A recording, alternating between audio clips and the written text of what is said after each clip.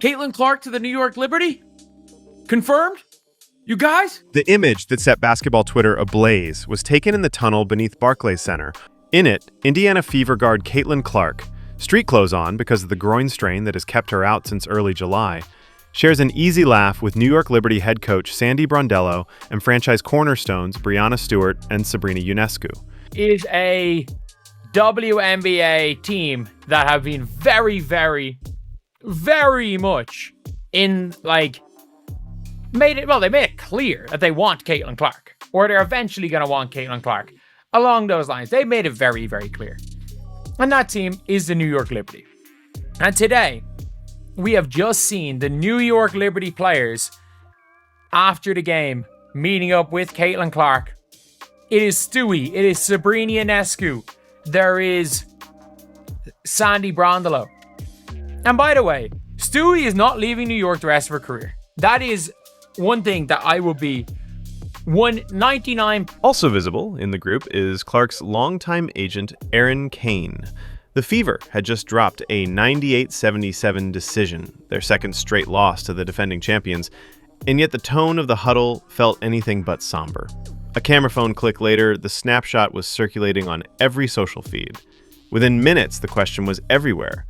Is Clark eyeing the Liberty? We're going to talk about this little scene that took place after the Fever game last night in New York between Sandy Brondello and Caitlin Clark, the New York Liberty, and the agent. The agent.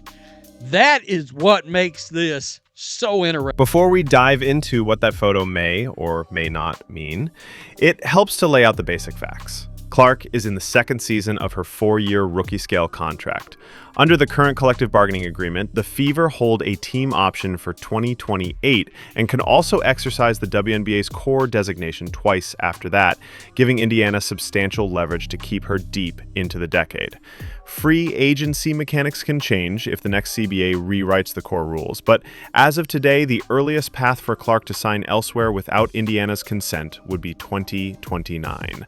It's a weird situation, but you can see, and this is one of the more important things. You see this right here? You see this right here? This is Caitlin's agent. This is Caitlin Clark's agent. So Caitlin Clark's agent is involved in, meeting up with, or in this meeting, whatever it is, whether it's a meeting or just a chat, Caitlin's agent is there. That's her freaking agent. Looks like it. CC to Liberty, CC to New York. Those timelines alone suggest that a casual post-game chat is hardly a prelude to an imminent jersey swap. What it is, however, is a reminder of how relationships shape player movement. Top athletes routinely catch up with friends, college teammates, or Olympic colleagues after games. Clark, Stewart, and Ionescu have already shared stages at charity events and USA basketball minicamps. Adding Kane to the mix naturally invites closer scrutiny, yet even that is not automatically nefarious. Agents travel with clients and often greet opposing coaches to thank them for practice day hospitality. In short, a tunnel meet and greet is not proof of tampering, and the league would need audio, texts, or corroborated testimony showing active recruitment to consider sanctions. New York Liberty said the Blitz, Sandy, Sap, and Stewie are all talking to Caitlin Clark in the tunnel. So my guess is this right here happened at the conclusion of the game. This, my friends, is currently going viral all over social media right now. That is Caitlin Clark immediately after the game. Now, what's crazy is that her team lost the damn game, but Caitlin is all smiles. Still, context matters, and the backdrop in Indiana this summer has been complicated. The Fever arrived at training camp trumpeting a Now You Know marketing campaign and touting veteran additions such as DeWanna Bonner and Natasha Howard. On paper, the group looked ready to jump from plucky to dangerous, yet a raft of injuries, including the lingering groin issue that sidelined Clark for 11 games, pushed them to a 12-11 start, 7th in net rating and searching for a closing identity. Head coach Stephanie White has tried multiple lineup permutations, toggling between up-tempo spread pick and rolls that suit Clark's passing genius and more motion-heavy sets designed to get everyone touches. Progress has been incremental. The fans who watch Clark dominate the ball at Iowa sometimes wonder whether she's being underused, not overused. That tension feeds speculation whenever the team hits a rough patch. Guys, today, imagine getting on national TV, being paid by ESPN, paid by CBS, and have the nerve to look at the viewing public, lie to them, and say the Indiana Fever are more dangerous without Caitlin Clark. I'm curious, are those same people going to be on TV this evening, tomorrow morning? Are they going to look in the camera and double down on the Indiana Fever are more dangerous without Caitlin? By contrast, New York's problems are the sort most coaches covet: how to keep everyone happy on a roster brimming with former All-Stars. The Liberty lead the league in assist percentage and three-point volume. Stewart is posting near MVP efficiency again, and Ionescu's catch-and-shoot numbers are the best of her career. Brondello's player-centric philosophy is well known. Give stars wide-open spacing, establish quick flow actions, and let them read and react. It's easy to imagine Clark thriving in that environment, which is why a 2-minute photo op reverberated so loudly.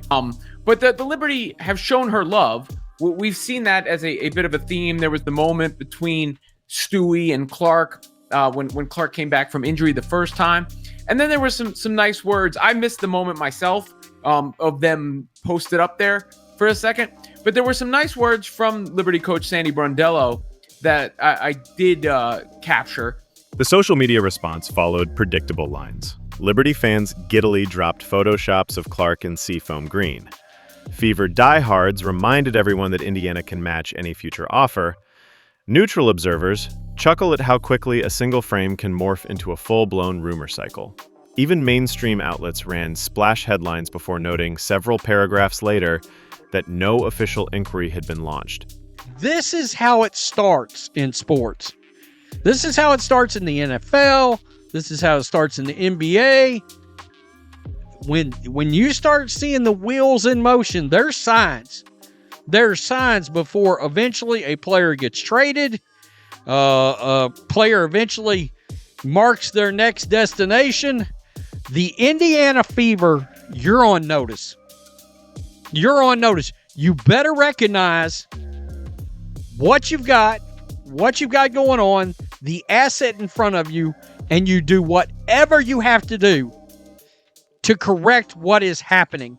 For the league office, the optics are delicate. On one hand, star chatter drives clicks and ratings.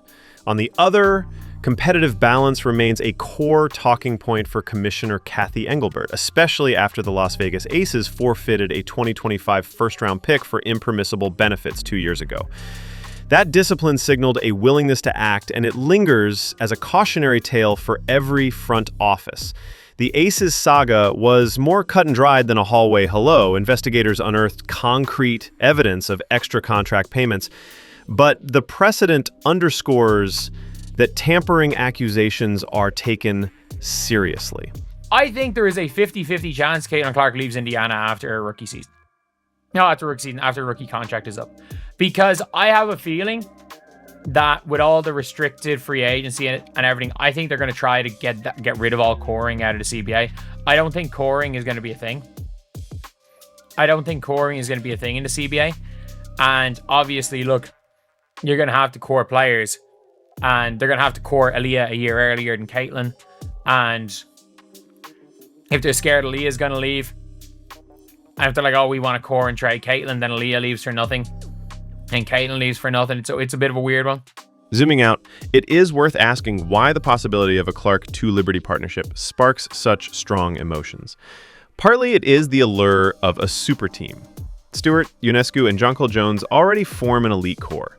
Drop in the league's leading assist provider and a generational shooter, and every preseason prediction becomes moot. Yet the WNBA salary cap is unforgiving. Stacking multiple Supermax deals forces tough choices on depth and draft picks.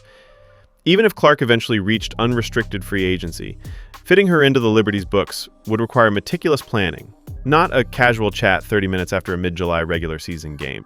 There is also the market size narrative. It is undeniably different to start in Brooklyn versus Indianapolis. National sponsors maintain offices in New York, and the local media cadence is relentless. But Clark's endorsement portfolio was already valued in 8 figures before she played a professional minute. She signed national campaigns with Gatorade, State Farm, and Nike, deals that travel no matter where the Fever schedule takes her. Would New York juice those numbers? Almost certainly. Is it the only route to off-court success? The evidence says otherwise, and Clark herself has spoken often about how warmly Indiana has embraced her. Coaching philosophy presents another thread. Critics argue that White's offense asks Clark to give up the ball too early, limiting her signature deep logo pull-ups. White counters that balance touches, reduce defensive pressure on her star, and keep teammates engaged over a 40-game grind. Reasonable minds differ, but the idea that White is stubbornly fitting a square peg into a round hole oversimplifies a nuanced task, integrating a heliocentric college scorer into a league where every opponent can switch, trap, or bounce double on a whim. If Stephanie White believes that this team is better with Ari McDonald in, blah, blah, blah, if she shares the same views as Carolyn Peck, you fire her on the spot. I don't care if she is an Indiana Fever alum. You fire her on the spot. And anybody else in the organization that shares that same belief set. I mean, these Stephanie White truthers, no surprise, she checks boxes, and they're the old WNBA fandom that thinks Stephanie White's getting a raw deal right now. It's so obvious she don't know what she's doing. The smarter framing is that both coach and point guard are learning in real time. And the NBA history books are full of examples. See Stephen Curry under Mark Jackson versus Steve Kerr, where year 3 looks nothing like year 1. Brondello's resume, meanwhile, does illustrate the power of a coach who tailors schemes to her roster. In Phoenix, she coaxed record-setting efficiency out of Diana Taurasi and Brittany Griner.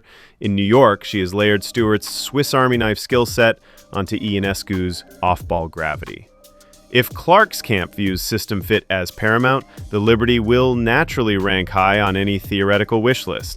But so would several other franchises that could restructure around her talent. Seattle, for instance, has a history of making shooters feel at home, and Atlanta's young core could evolve into a pick-and-roll paradise. The point is, there are multiple good basketball fits, and zero firm indications that Clark has fixated on only one. Many people is insinuating that Caitlin Clark could be trying to plan the outs of Indiana. Yes. People is already saying that Caitlin Clark could be trying to get the hell out of Indiana. Another talking point getting traction is the upcoming labor negotiation. The Players Union recently opted out of the current CBA effective after the 2025 season, opening a window for structural changes to free agency rules. If the core designation or rookie scale is shortened, mobility could accelerate for the 2024 draft class. Yet the bargaining table is a long process, and any rule tweaks would be vetted by owners and players, many of whom benefit from stability. Speculating on specific clauses today is, at best, premature. From a Fever perspective, the next 2 months are critical. A healthy Clark-Boston pick-and-roll remains one of the league's most efficient actions when executed with space. Adding even marginal shooting, Kelsey Mitchell has flirted with 38% from deep, could vault Indiana from middle of the pack to top 4 by September. Winning cures chatter faster than any press release. The Liberty, for their part, appear focused on the repeat. They've managed Stewart's minutes with an eye toward October, and the acquisition of defensive ace Natasha Cloud gives Brondello a backcourt stopper who can let Ionescu conserve energy. A month ago, Jonquel Jones said the team still occasionally gets stuck in mud offensively. The staff used that phrase in film sessions to emphasize quicker second-side actions. If the group clicks post-break, the path to a second straight title is there, without adding anyone new. So where does that leave the viral photo? Probably in the same category as LeBron James congratulating Stephen Curry after a Warriors game. Compelling, meme-ready, and only as meaningful as the viewer wants it to be. The WNBA's last confirmed tampering penalty involved documented promises of impermissible benefits, not handshakes in a corridor. Absent comparable evidence, the league will almost certainly treat this as a non-event. That doesn't mean the Fever should become complacent. They owe it to their franchise centerpiece to build a sustainable winner. Whether that means reevaluating offensive spacing, reinforcing the training staff budget to mitigate injuries, or leveraging the upcoming free agent market for complementary shooting. Players rarely leave environments that maximize both their competitive ambition and personal well-being. For viewers, the best approach is to enjoy the basketball we actually have. Clark remains a nightly highlight reel, Stewart is authoring one of the most resourceful offensive seasons in league history, and Ionescu's logo threes still bend crowds to her will. Indiana's fan base continues to pack Gainbridge Fieldhouse, New York's home dates draw record walk-ups. Whatever jersey Clark dons in 2029 will be decided by years of games, negotiations, and CBA clauses, not a single snapshot. Until then, let the photo be what it likely is, a candid moment among elite competitors who share mutual respect. The story on the floor is plenty dramatic already, and the second half of the 2025 season promises all the intrigue fans could ask for. No tunnel whispers required.